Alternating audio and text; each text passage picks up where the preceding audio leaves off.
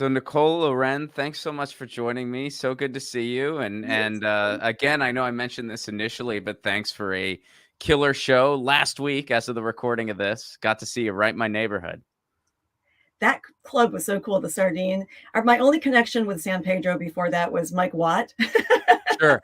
who Yeah. interviewed us a couple times. We played there. We played somewhere in San Pedro with him once, but this time we actually got to spend a little time like walking around the club and stuff before the show. And it's such a cool little neighborhood. We had such a great time. San Pedro is a really neat place, and I did not start there in LA. Like I was elsewhere. Um, and of course, my only reference to Pedro was Mike Watt. Like I Right. had heard Mike like I obviously knew of him, and then I had heard him talk about it on I think it was Mark Barron's podcast actually. But Probably. he just talked about San Pedro, and so it was one of those places you're like, yeah, I want to check it out sometime, but you're not going to pass San Pedro on the way to anywhere else in town. You have to go to it. You have Yeah, to it's a seek it out. destination. It is a Yeah. destination. We're right on the edge. And my wife and I used to do this thing where every time, like every so often when we could, we would go like somewhere by the beach, like because we love the water and whatnot. And so one day we picked San Pedro, and I'm like, I'm excited to see San Pedro because of Mike Watt. Like he's the spokesperson for he's in charge of tourism unofficially. Yes. And Yes. and then we go and it was such a fun time, but I didn't think much of it. And then a couple years later, she got a job in the area, and that's how we ended up moving there. But yeah. So cool. Yeah. So cool. Well, I'm glad you guys got to check out the neighborhoods. Yeah, and we walked all around. There's like thrift stores around there that were really cool, and I don't know, we just had a really nice afternoon. I'm glad to hear it. So let's start kind of at the beginning. What got you into music? Oh my gosh. Um, well, I was raised by scientists, not that I'm like some test tube baby or something, but like my parents, my mom's a physicist, my dad was a chemical engineer. Like they were very serious scientists. So there's like not music, like they barely remember that the Beatles existed in the 60s. Like that they're those people, they were in the lab all the time. Did they enjoy the Beatles though? I don't know. Okay. They're just not they weren't very musical. So anyway, they had for some reason, an old piano in the house when we were growing up. And I would start playing on it. When we go on road trips, they had one of those little like ding, ding, ding pianos in the back seat of the van. This was before seatbelts were required. And I would sit in the back of the van during the road trips and play this little piano and play in the house. And I don't know, I guess I just took to it to the point where my mom was like, I guess we'll get piano lessons. And, she wasn't really into it, but my mom's very competitive. She's from India. and so when I started competing in classical music I grew up in Chicago. So when I started competing in the Chicago area and started winning things, she was like, oh, this is cool. This is fun, and then I got a little more support from the family, and I would travel everywhere with my teacher and perform, and it got pretty major. I was a really serious classical pianist. So it was like 4 to 6 hours a day, sometimes of practicing at home by myself, and summer camps all summer at the National Music Camp every summer for months. And it was a very intense childhood of classical music. Yeah, that's where it got started. So so has keyboard or / organ, has that always been your instrument then? Yeah, I mean, I played flute. Not everybody who's a band geek who likes music wants to be in the marching band in my world in the Midwest. And so I had to find an instrument I could play. So I chose flute and piccolo, and I even played in the Michigan marching band and traveled all over with them. And so I did a lot of flute stuff and piano and piccolo stuff, but piano was always like the go-to, and it never changed. Is there any chance there might be some flute and some future Dart stuff? I mean, I think you could pull it off. So especially the stage answer is no, because Christina freaking hates any wind instrument. But you can hear on our record Snake Oil. There's a song called Underground, and in the middle of it is this bridge that all of a sudden it's like this really fast song, and then the bridge is like really slow. And Bob Hogue, our producer, was like, we need to add some depth. And Christina wasn't in the studio at the time, so he brings out this mellotron and adds all this flute stuff, like, And later Christina's like, when was that? Who did that? Oh my God. Oh, But yeah, so that's the only time you're going to hear flute. I can guarantee you. all right. Well, so was it always just part of what you like what y'all did? Because it's like in garage punk and stuff like that, like there's definitely keyboards, but it's not the most common thing. So I'm always intrigued, like folks who really pull it off, the way you do, like kind of how that unfolded. Well, I went from this classical music background and not really knowing much about pop music, really, um, to making my way through college, where my parents said, "You will not study music; it's not Mm. worthwhile." So I studied psychology and continued to accompany like the opera students, and wherever I could play, I was playing. Where'd you go to college? University of Michigan. Oh, right. Oh, so we're nearby. I I know, went to that's why I IU. knew your college. So yeah, of course, IU, and we were all in the same conference. So, and I was going to all the football games because I was in the marching band. Yeah. Oh, right on. You So I you loved it. guys you guys usually would beat us pretty handily, but, It's been also a very good year for Michigan. So yes, very yeah. happy this year. So yeah, I did that, and then it was time to graduate from school, and my parents were like, "You have to go to grad school," and I was like, "I have no idea what on earth I would ever want to do but music, but okay." And so what's interesting to me was like, so I got the psychology degree. I had studied like sort of the deviant side of psychology because that was more interesting to me. And so I ended up wanting to go do criminal law. And so I went to law school at University of Arizona.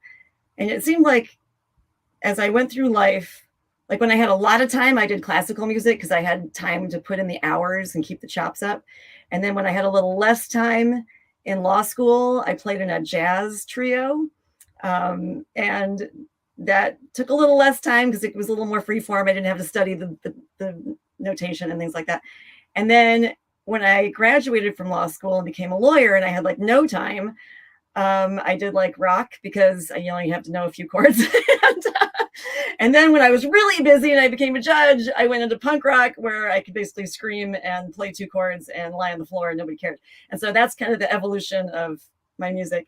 And honestly, I didn't really know that much about, I knew nothing about garage rock. I didn't really know anything about pop music until kind of later in life when uh, I was playing in some mediocre band in Phoenix for a while, just covers and junk. And somebody walked up to me one day, this kind of well-known guitar player in Phoenix, and was like, I want you to front a band that I have in my head, and it's going to be garage based, and you're going to, he had this vision. And so we formed this band called the Love Me Nots, and that's where Christina and I met. And this band just took off. And what he taught me was, there's a ton of this farfisa sound in like the seeds and the animals, and even the Doors used a little bit of farfisa and Hammond and stuff.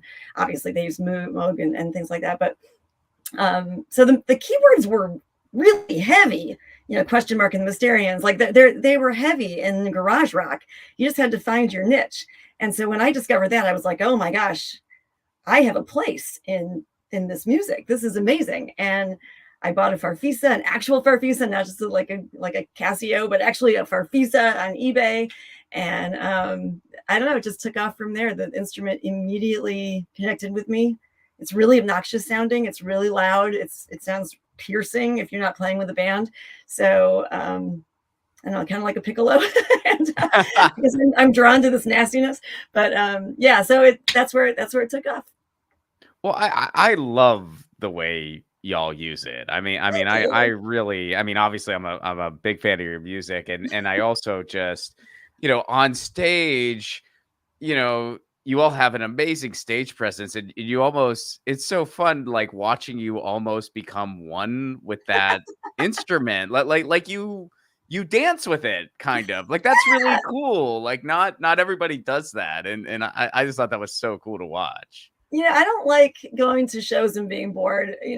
My biggest pet peeve is going to a show and having the band just stand behind their microphone the whole time. Sure. That just, I don't know. I feel like I'm getting ripped off. I don't know. That's like, I love music. I'll listen to the music all day long and love it. But if I go to the show, I don't know. I kind of want to see them become the music or something. I don't know. And especially in the darts, um, I mean, I'm biased, but it's a good band. They're great. They're great musicians. And when they start to play behind me, it's like I can't stand still. I can't just stand there. It's too fun. It's like the music just speaks to me, and the fuzz bass is so cool, and I just want to just And the Torpedo, luckily, it was built in 1968, and it's all original parts. It keeps up with me. I don't know. It's just I can throw it on the ground. I can drag it across the stage. I can kick it over. It doesn't care, and I don't know. It seems to like it. So that's what I do. So yeah, I guess that's the story behind that. Well, so when did you start singing? It was all very accidental. I guess I was sort of uh, just singing to myself on demos and things, and not doing very much with it. And then when I started playing in these cover bands around Phoenix, when I was a lawyer, I started singing backup. And then when this guy tapped me for the Love Me Nots, that's when I really got serious about it and was like, I guess I'm going to do this. But, it was garage rock. So I didn't really have to have like a voice. I just had to like scream right. There just has to be a little gravel and a little bit of tone. And so it was a great introduction to singing because there was like not a lot of pressure. And I was writing the songs. So I could just write where I was comfortable and I didn't have to do anything crazy if I didn't want to. And it's kind of stayed that way this whole time. I've never taken a lesson. I've never done anything real with it. This is what just comes out. So did you start writing songs around the same time then? Well, the truth is I've been writing songs ever since I was a little kid. Okay. Songs just come out of me. I don't know. And most of them are absolutely terrible, but it's like a daily thing where I will write songs all the time.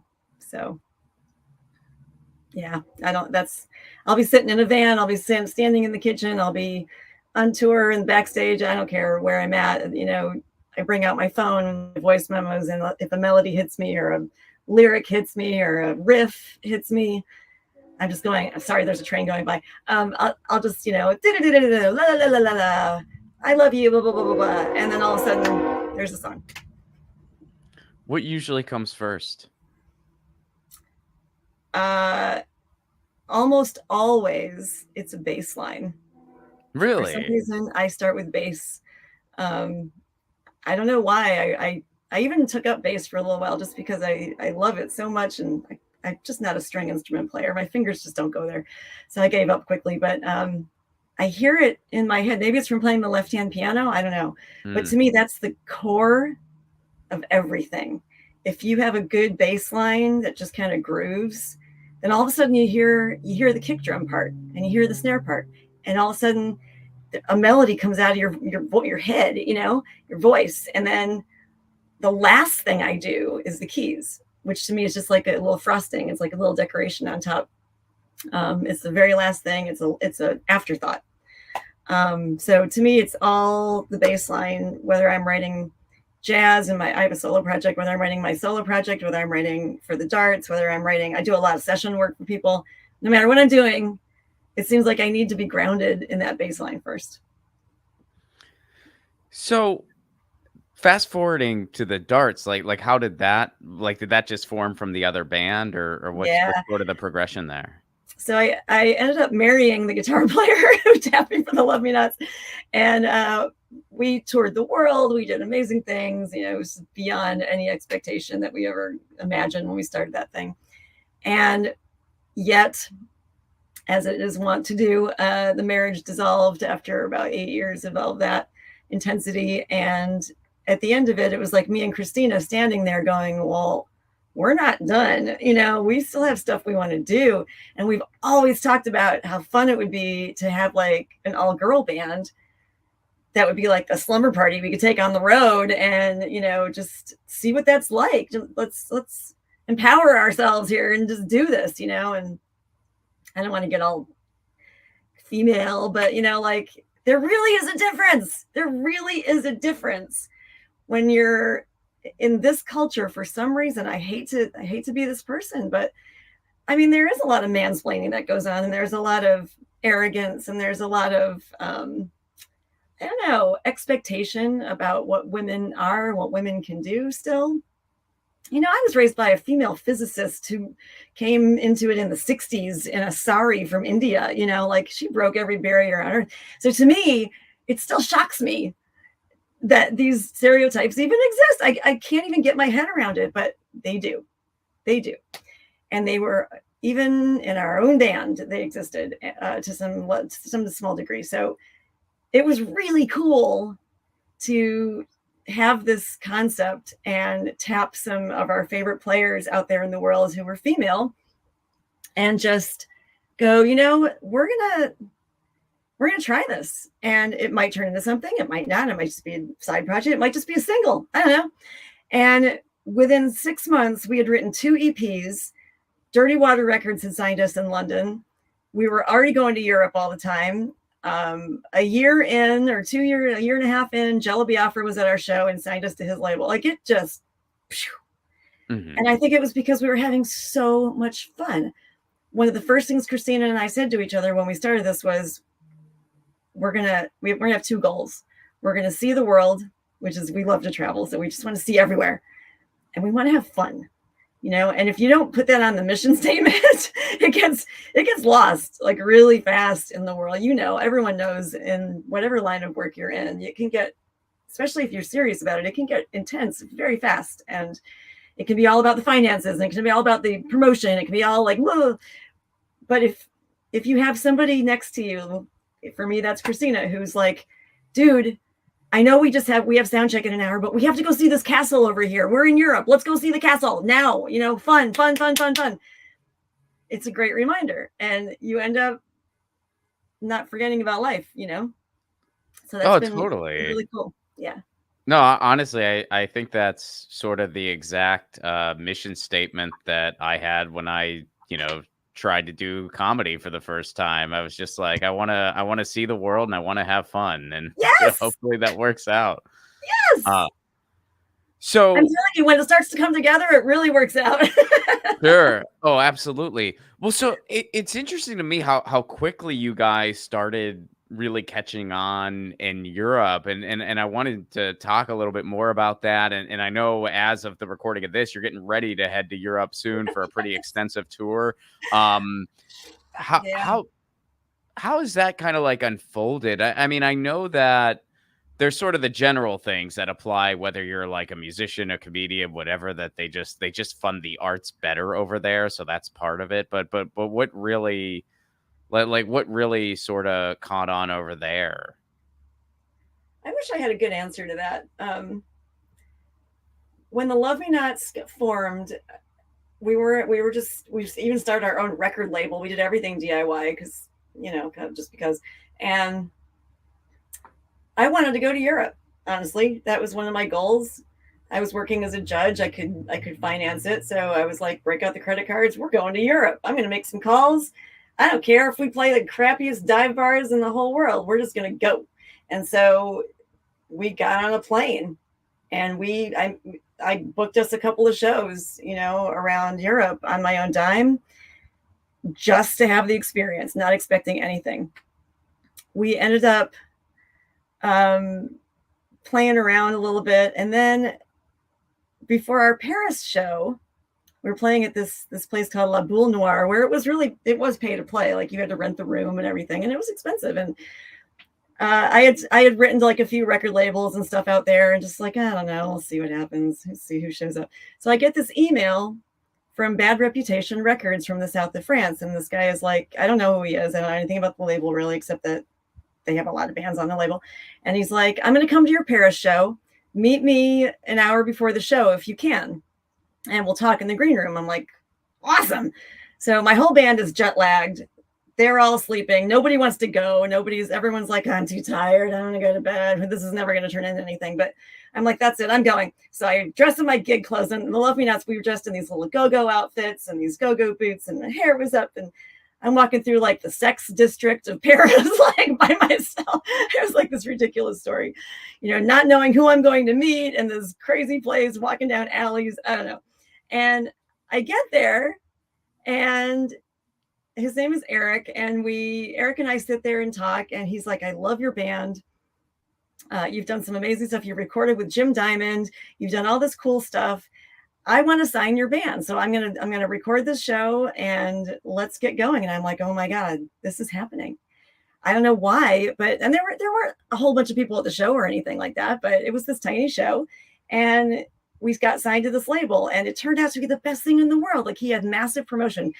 Rolling Stone did a 4-page feature on us, like we had booking, we had all this stuff, and like Europe just ate it up.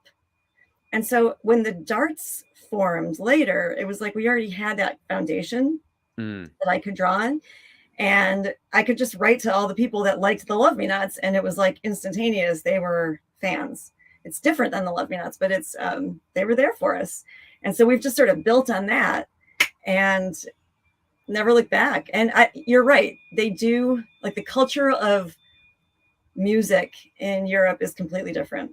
They always give the band a place to stay for free. They always give the band dinner, a family dinner with all the bands eat, even if they're local, together with the sound man and with the promoter and with their wives and their families and all this stuff. We all just have this huge dinner before sound check. And like, it's a whole vibe that's completely different in America, where you might get one drink ticket, you might get paid, you might sell a t-shirt, and then you have to find a place to stay for the night. Like, it's completely different over there. So you can do stuff, you have a little more flexibility financially over there.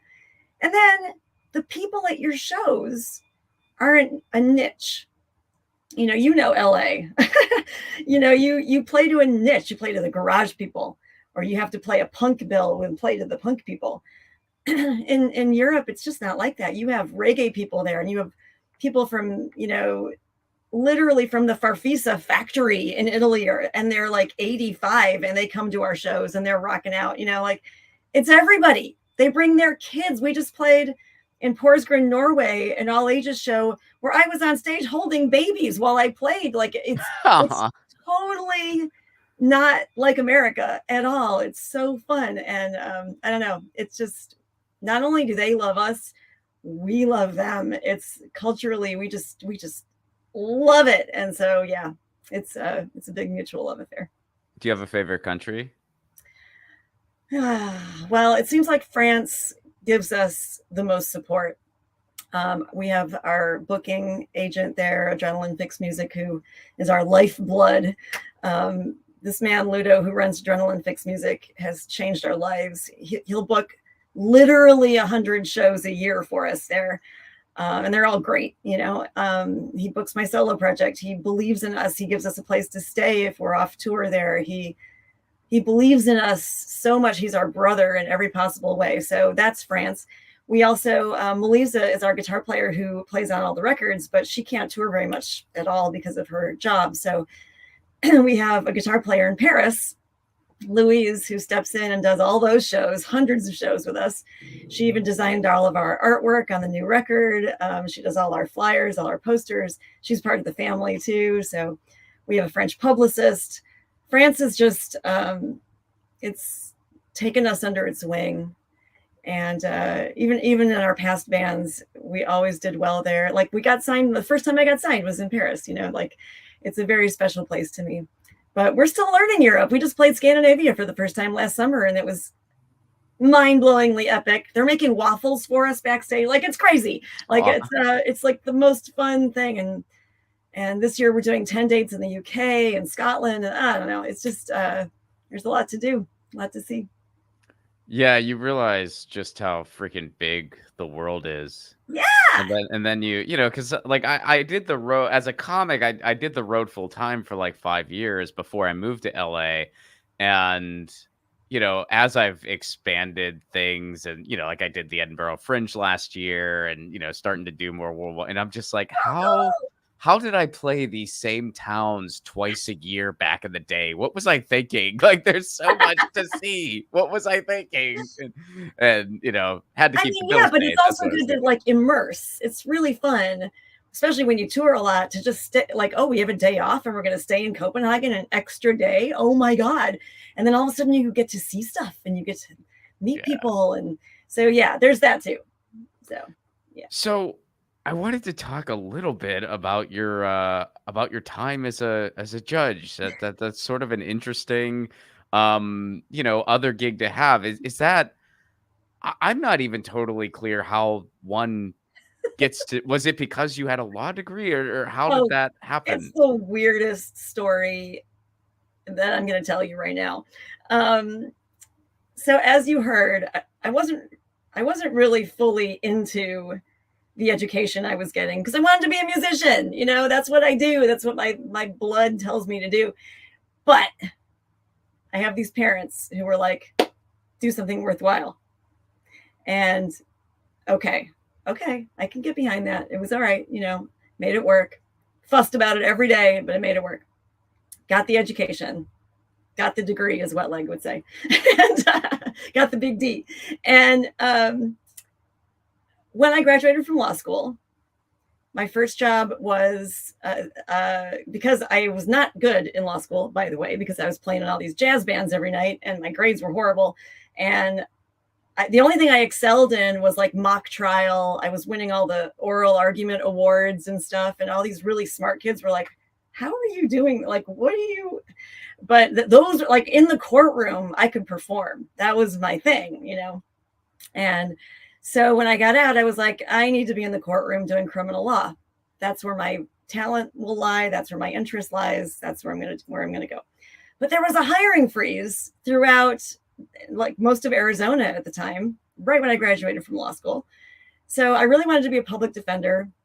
I really believed in all that stuff, and I couldn't get a job. So my first job was working for a judge as his clerk, which meant working for less than what the bartender next door was making and literally making coffee for the judge like Mhm. every morning, like with my law degree, while I was studying for the bar and everything. And it was kind of disheartening. But on the other hand, he was a great guy. And I got to sit in the courtroom 8 hours a day and just watch front row seat, taking everybody's fingerprints and just watching the lawyers do their thing and learn everything about criminal law. Um, and so it was kind of the best education on earth that I could have asked for. And it was pretty fascinating, honestly. So when I finished that and I passed the bar, I knew that's what I wanted to do. And the only place that was hiring was this tiny little suburb of Phoenix, Gilbert, Arizona at the time. It was like one stop sign and tumbleweeds, and the court was like in a trailer. It was like, you can picture this, right? And the judge who ran the place, it was just one judge, of course, cowboy hat, bolo tie. Whoa. They never really had a jury trial because it was such a small town. So he stored his canoe in the jury box, and like that was the court. And I got a job as a prosecutor there. And so it was me and him in the courtroom every single day in and day out, all day long, every single case. And we started doing jury trials and we started doing this stuff in the town. Weirdly, Intel put its headquarters, and like a lot of growth happened around this town all of a sudden.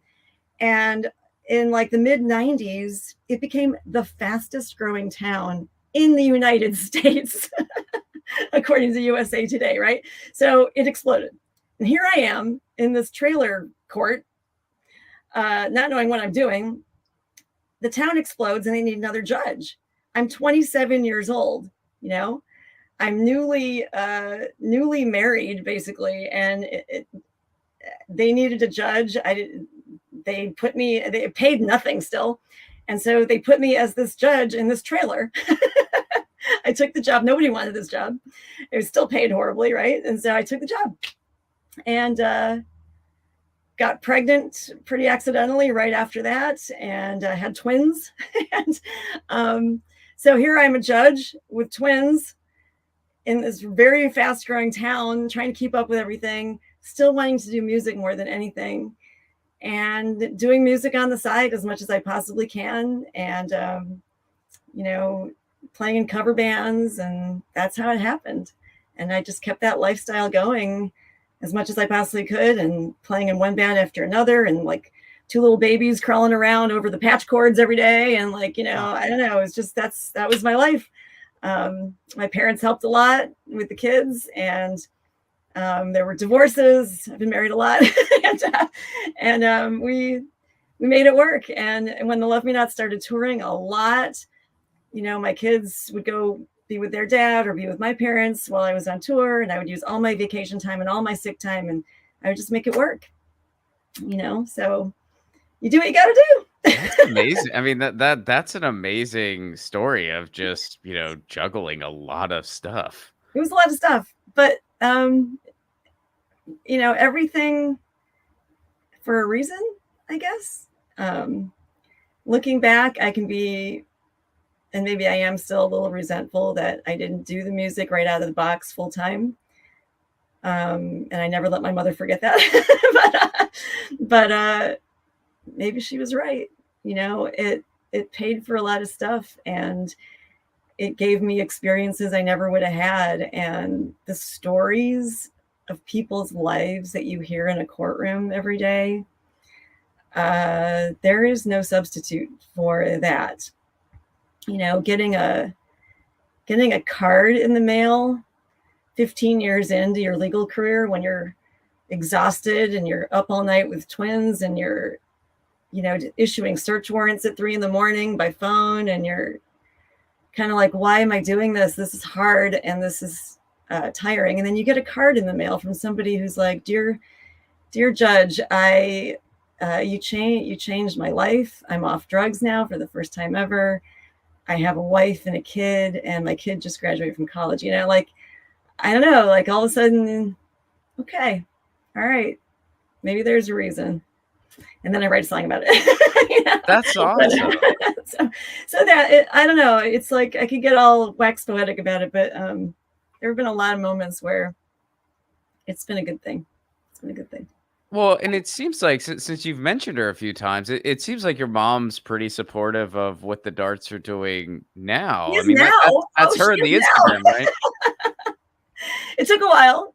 I think my mother, my mother was raised in India with like a dirt floor and taking ox carts to school and stuff, and pulled herself up.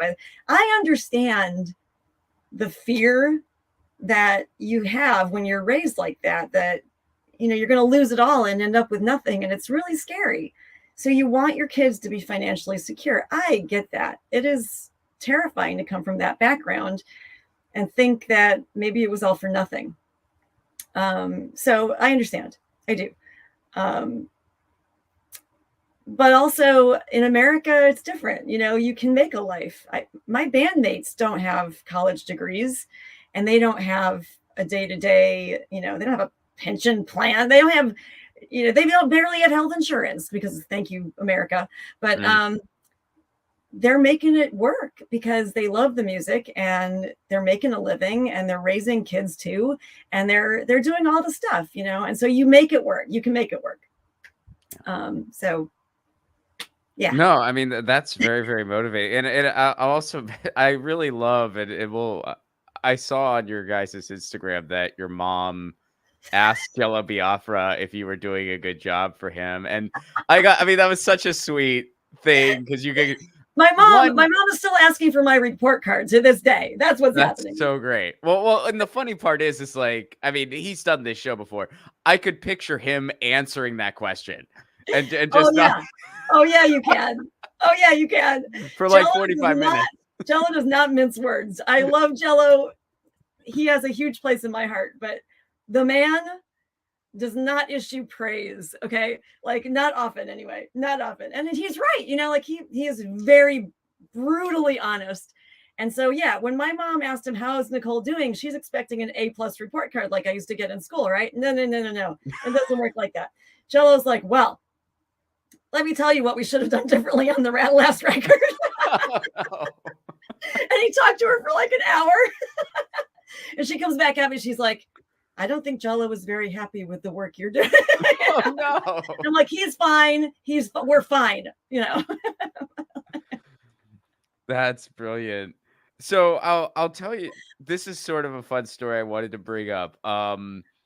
After the show, Well, first of all, I don't know if you'll remember this, but when you were at the San Pedro show, you set up a song called "Your Show." And while you were talking about that, where it's like you get off tour and you play a hometown show, um, there was someone in the audience kind of agreeing, going, "Yeah," and that was my wife.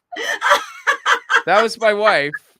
She was looking at me and she was like, "Mm-hmm, I'm mm-hmm." telling you, this is a universal phenomenon. It It really totally is. is. Well, I said, "I'm not a musician." And she goes, "It's the same premise. Like comedians do the same thing. It's the same theme." I'm like, "All right, all right."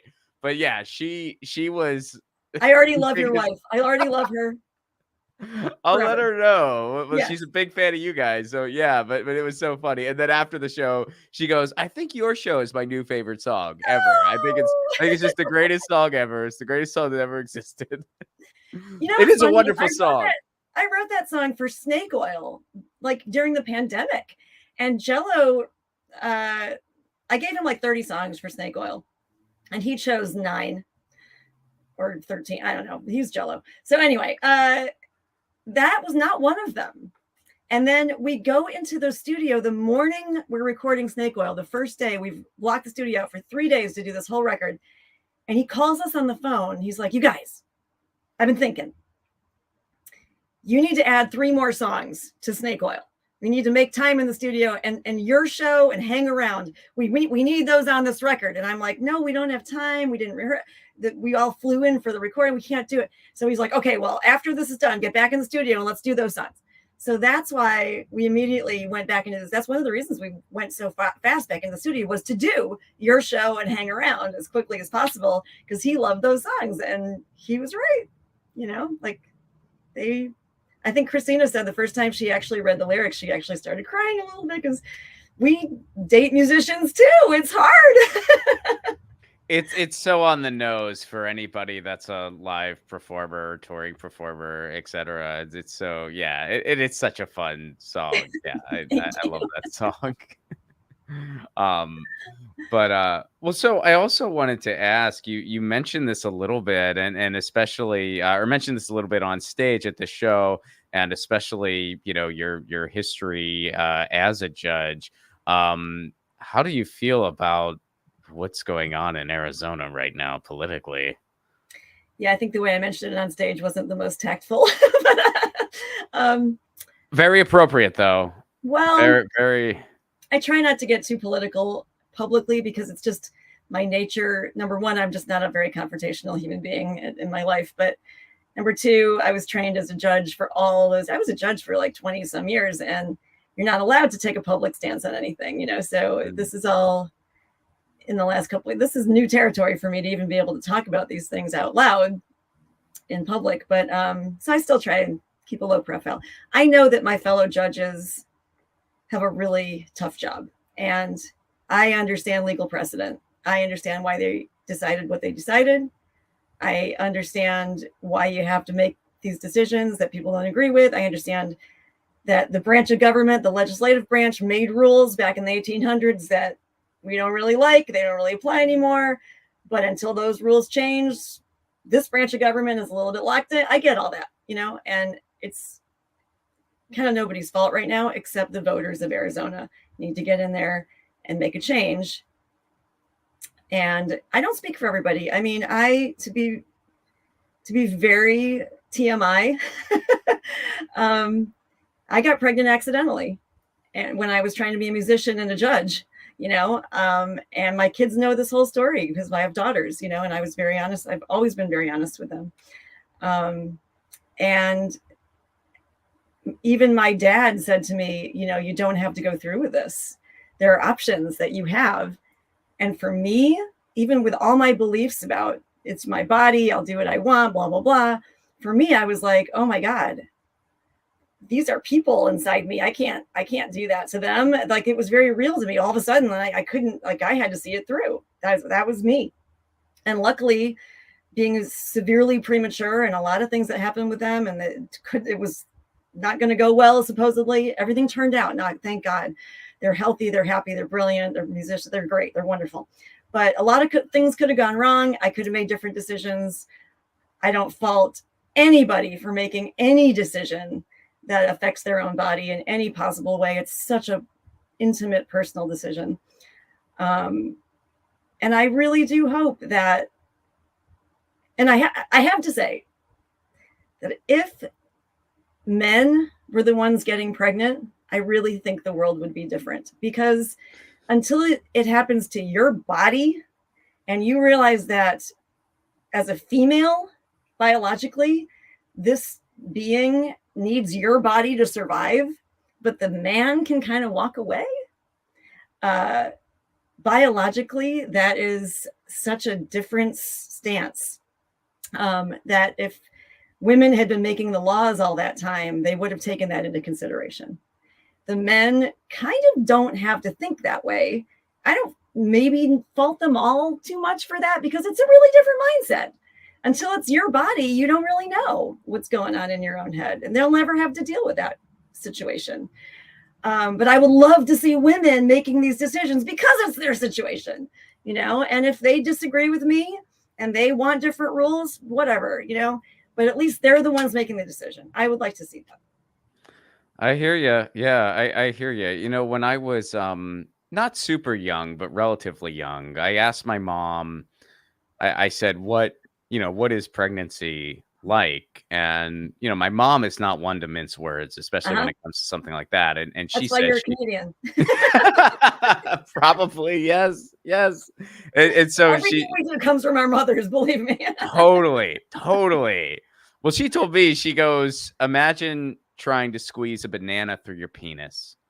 And after that, I was just like, I have no clue, and I'll never be able to understand. You know what I mean? That's only the first 10 minutes of being a mother. Believe it. After that, you spend hours in Costco bathrooms connected to breast pumps and stuff. Like, I can't even describe I'm a vegan now because of those freaking breast pumps. I don't want to do that to a cow. It was brutal. It was hard. It was painful. It was, you cry a lot. It's physically, there is no experience like it. And I am a touring musician. I carry really heavy amps up and down cobblestone streets and tiny staircases in heels.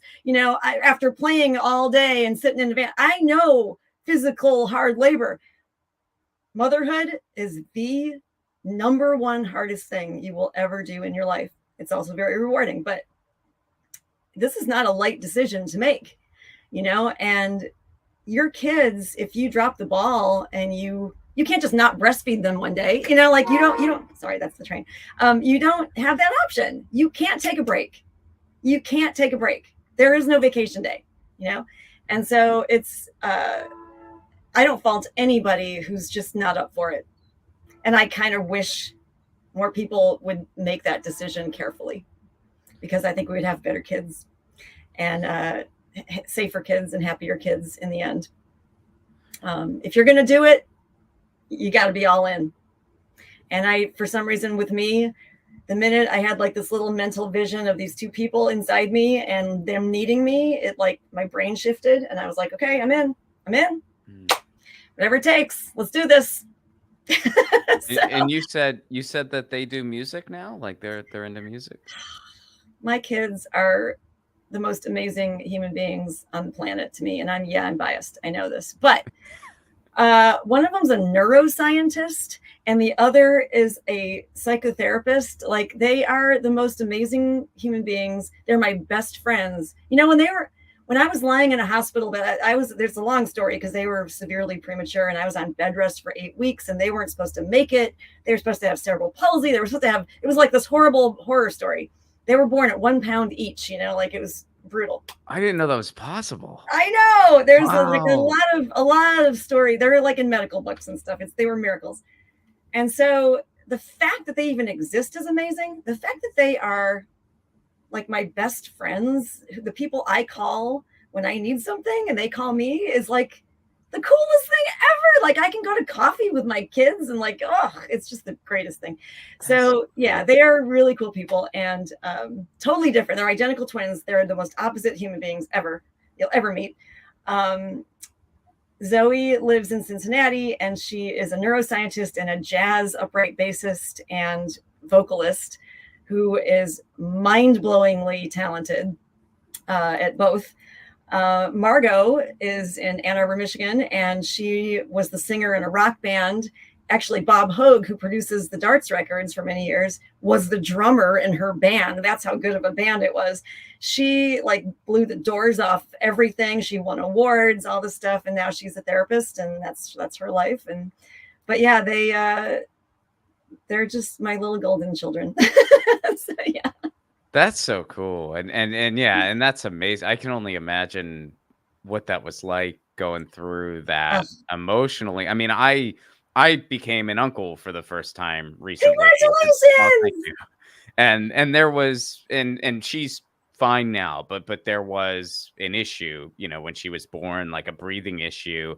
And even though, they were saying it's like, look, nearly 100% of the time, this is no big deal. It just takes a couple days. But even that, like, It's terrifying. I didn't sleep that week. I know. It's Like I terrifying. did. So I can only imagine, you know, being the mom and having something that significant where they were only 1 pound. Again, didn't know that was possible. Learned something new today. Yeah, they That's were in wow. the newborn ICU unit for 4 months. I had to go Wow. like every day to the hospital, and they were too small to obviously breastfeed or anything. So I had to pump my milk and bring it to the hospital like 10 times a day. And I couldn't hold them for months because they were attached to tubes, So I made a little cassette uh, Aw. for each of their little incubators where I would sing to them and talk to them and stuff. And it would just play 24/7. And we change out the cassettes. And um, we just did what we could, to like be there and talk to them. And yeah, but I'll tell you one thing about also being a mother is there's some sort of weird, how you hear those stories about how adrenaline kicks in and you can lift the car off your baby, and I don't know, things like that. There's like superhuman powers. Well, there's something about that because like I don't know if it's the endorphins of just having given birth or whatever, but all of a sudden you feel like, okay, I am the strongest human being on the planet, and I can do this, and you just step up. It's like you don't exist anymore. Whatever they need, you're in. They're 100% focused. I don't know. It's hard to explain. And you get this like really solid feeling like it's going to be okay. I'm going to pull them through. We're going to do this. It's going to be fine. And that feeling got me through those couple of years until they were good. We had an oxygen tank in the living room. Margot had the little nose thing, for months and months and months and months. And like, we slept on the floor together. Like, it was crazy. But, you know, I still sleep That's on the floor when I'm incredible. on tour. So it works. Right. It was Condition. just a premonition. So, kind of as we're wrapping up here, I wanted to just ask you like a very broad question. What would you say, especially today, with all the things with logistics and just just the state of the world we're living in? What's the most challenging part of being in a band? Ooh, that's a really good question. I mean, I hate to be all nuts and bolts about it, but probably the money, probably the finances. Um, you can be one of the best bands in the United States and you just don't make the money. You can have bazillions of streams on Spotify. You're not going to make a lot of money on that. It's literally, you are in the red all the time. And that's one of the reasons we leave the United States and play Europe, is because we can make the money work there and we can come home with a tiny bit of a profit. It's not much.